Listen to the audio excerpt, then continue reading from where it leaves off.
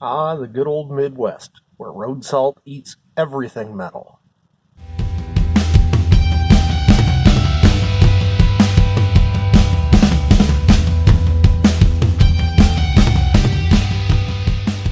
Hey folks, welcome back to the driveway on this cold, wet fall day.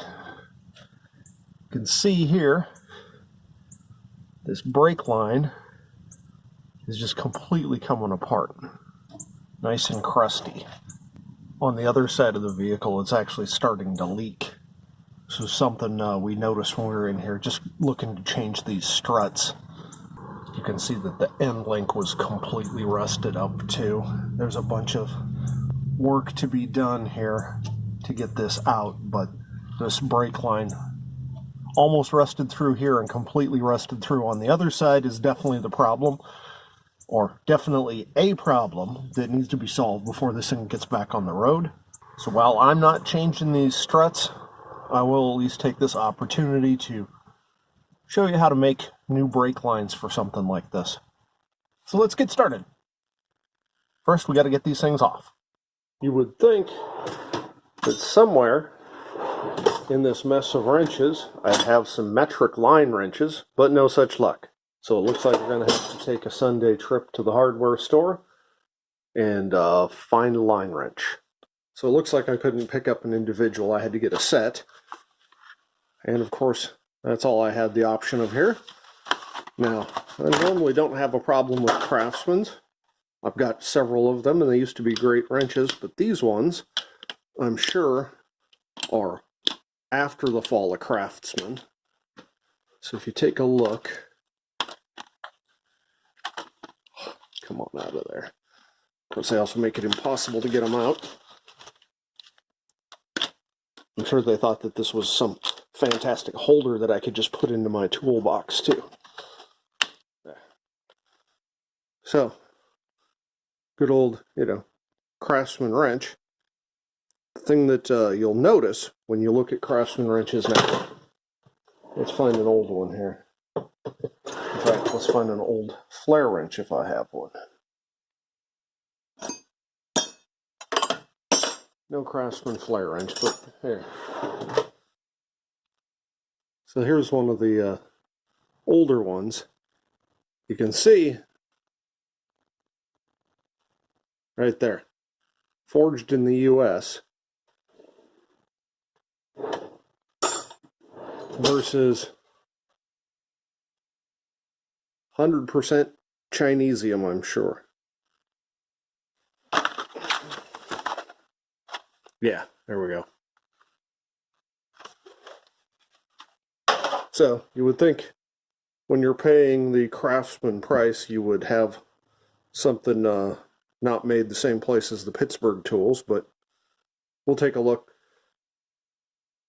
The quality on these wrenches has gone down over the last, 20 years, but this is what we had available, so this is what we're going to use. Hopefully it's good enough for the job. I'm not overly optimistic that it's going to work anyway with all the rust. It's probably just going to round things out, but we'll sure give it a try. Let's get back outside and see what we can do. So when we were taking this apart late last night, I at least sprayed all this with penetrating oil, so to at least give us a little bit of a chance.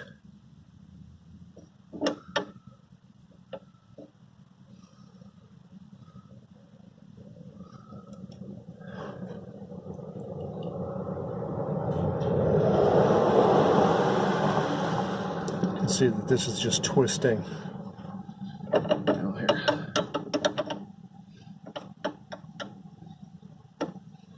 Just twisting here, right? Because the kids took the nut off, or took the bolt out, and I have no idea where they put any of the hardware for this stuff, so we'll just stick the screwdriver through there.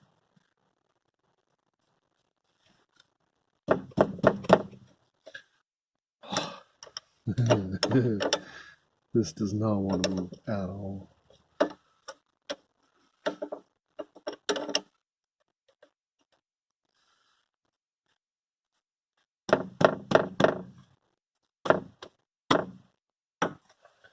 Oh, I think that broke free.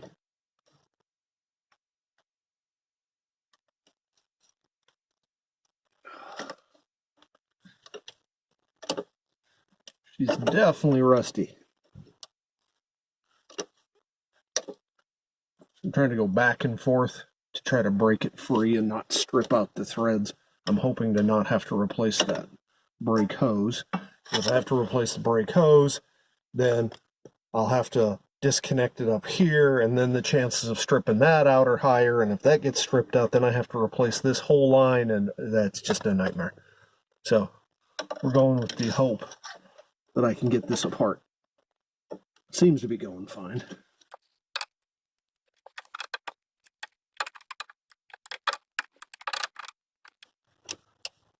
It looks like it does have a little bit of brake fluid in it. The other side, I think, leaked most of the brake fluid out over the night.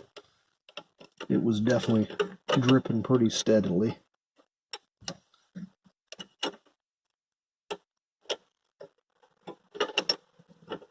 You could say it already twisted off.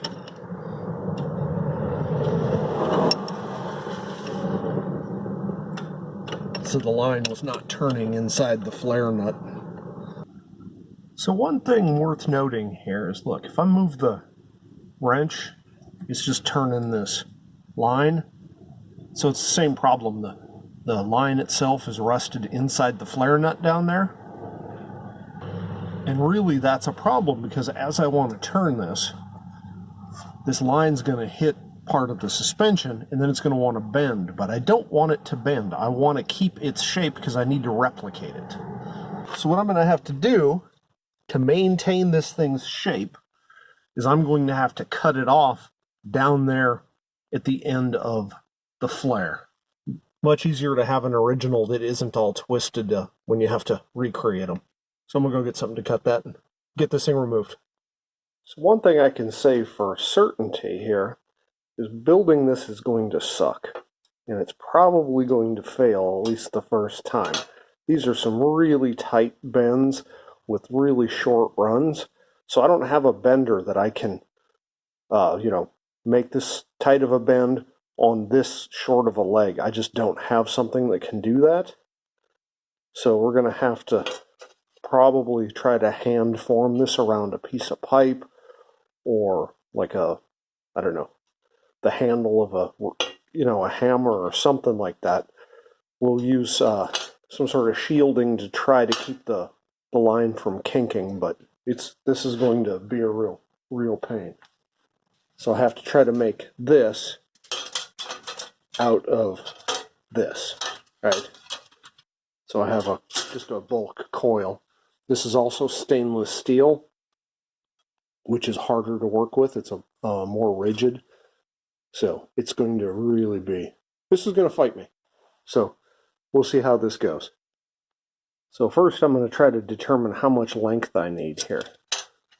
So it looks like this end requires about an inch beyond that. So we'll measure the length of this and then add an inch on each end for the flare nuts.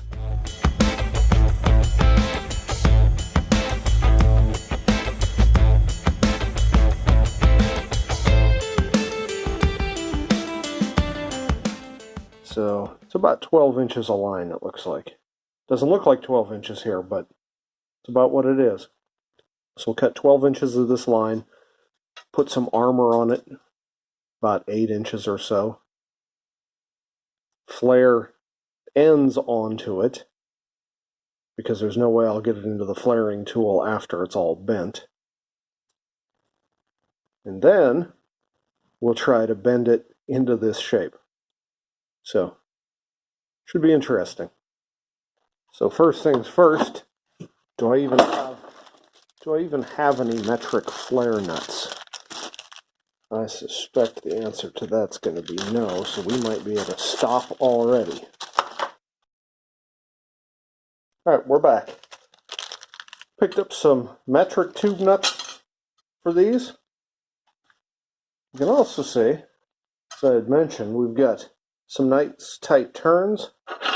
The only tube bender that I have is this guy, and there's just no way I'm going to get these bends out of this. So I picked up a set of these bending pliers.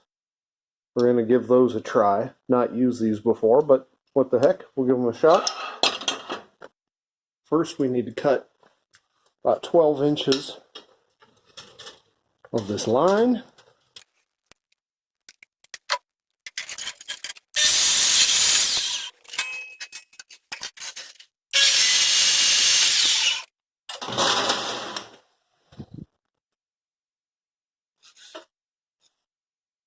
Now let's go over to the flaring tool. Just a quick side note here. You may have seen one of these kinds of flaring tools before, either online or at the store. Just the only thing that they're good for is throwing in the garbage. Do not even try doing any kind of brake flaring or fuel line flaring with one. So what I've got is this flaring tool here. It goes into a bench vise, and then we've got a flaring head that goes onto it, and then a handle that we use for leverage, and then it comes with a bunch of these dies for doing inverted flare, bubble flare, several different types. So it can do most types of lines, and it does, I think, all the way up to 3/8 line is the dies that came with it. So it's a really handy tool. I'll put a link to it down in the description. Basically, we just open up our vise here.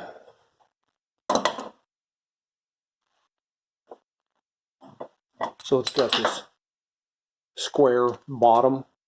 I just put it in. It needs to be in your vise, but your vise also needs to have be mounted to a bench that also isn't going to move very much. There is a significant amount of leverage that we put on this guy in order to do these flares, especially in stainless. Put the handle in. It's got a little lock screw on the bottom. Just keeps it from popping out on you. We pull this out. This swings over. This die goes on here. You can see it's marked for the different sizes and the operations. It's interesting, this one. It's either the operations are in the wrong spot on a couple of them, or these inserts are just out of place. It's on the 5/16 that it's different. It becomes pretty obvious when you're using it though. Okay, so we want to take 1/2 of the die and put it in. Note that this has the bevel here on this end of the die, and it's going toward the tool here. And I'm going to put my line in, and I want there to be a straight line across this face and the end of the piece of line. Make sure you have it matched. We have the beveled one versus straight, so they need to match. Drop that down in there. Push them both to the rear to seat. Swing this guy over. Put in the lock pin. And then this we twist to clamp down. And that smashes the two halves of the die down so that it grabs onto the line. And so now our line is in here nice and tight. First operation, we actually want to make kind of a bubble shape with. I'll show you. Looks like it's this guy here. So first operation. Then we take the handle. And this takes quite a bit of force here.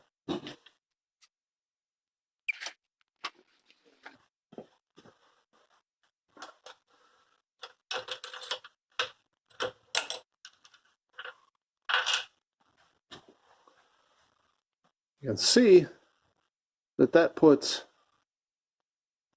a bubble on the end of it, right? So that's step one. Again, normally I would not take it out in between these two steps. And we rotate it around to this cone shape. And that's going to do the invert flare. It's going to take that bubble and do this with it, right? So that we end up with that flare.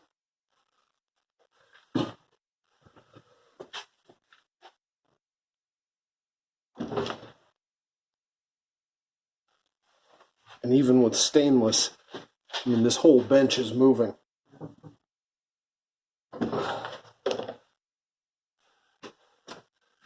We'll see if that... If you take it out and put it back in, sometimes you don't get it aligned right, and the flare will split. We'll take a look. There we go. So we've got a flare on there. And we take a flare nut, come on from the back side, and that comes up against it there. So now, because we are going to bend this after the fact, we want to get everything on it that we can before we flare this back side.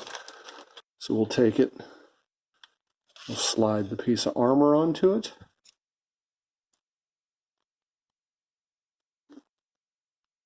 And we'll slide this nut on. Hopefully we have, yeah, we've got enough space there for the die. This is pretty ragged here, so I'm just going to hit that on the wire brush, clean it up. The cleaner your end is here, the cleaner your flare is going to be at the end. All right.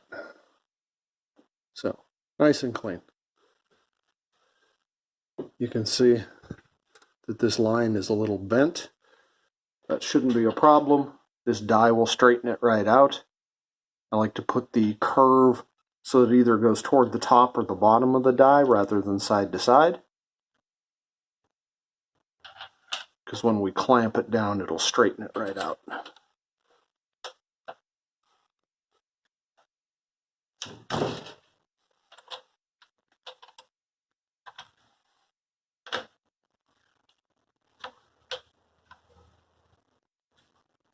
Make sure the die is all the way that direction. Make sure our line is at the edge of the die.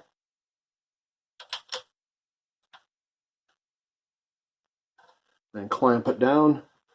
We know we've got to go a little bit tight on this one because it's going to straighten that piece of line out while we're at it. We rotate this guy around to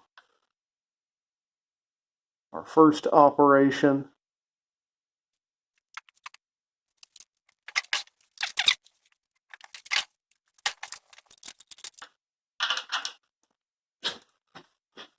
And there we go. We've got the second one done. All right, our original is kind of like that. So we've got to put a first bend right about here.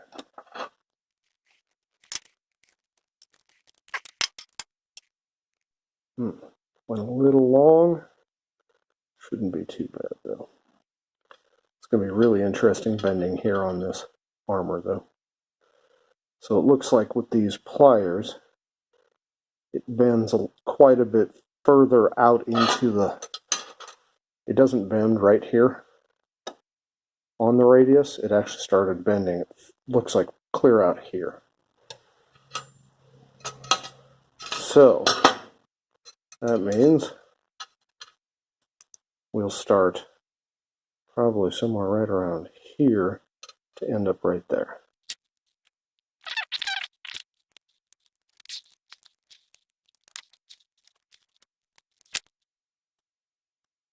You know, our angle isn't too bad. Could actually come a little further. This is a little bit long here, but I recall from in the vehicle that shouldn't be a problem. Really, as long as it ends up with those two ends at the same spot, I think we've got clearance around the wheel. Now, this is where it starts getting interesting, right? Because we've got compound bends. It doesn't just turn this way. It turns and comes up a little bit. Then it gets even worse. So we turn up and then we go back down. All I can say is it just takes a lot of practice screwing them up, and then usually some adjusting with the hands once it's in the car to bend it around. One of the nice things about this armor is it tends to distribute some of that bending force across a distance on the line. They're far less likely to kink. So if you try doing a bend like this without armor, just grabbing onto the line and bending it, it'll almost always kink. But once you put some armor or some spring around it, in fact, there are spring benders that are just a tightly woven spring, and you can just use any kind of a spring, put the line through it, and bend it as a last resort kind of operation. Try this.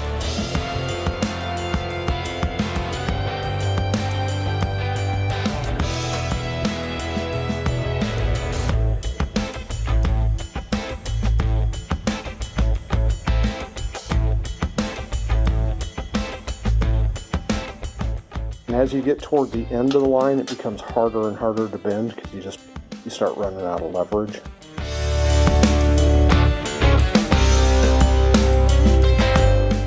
So there we go. The old rusted one that had rusted through and broken when we took it off. And the new one looks pretty darn similar to go back in. That's it though. Thanks for watching.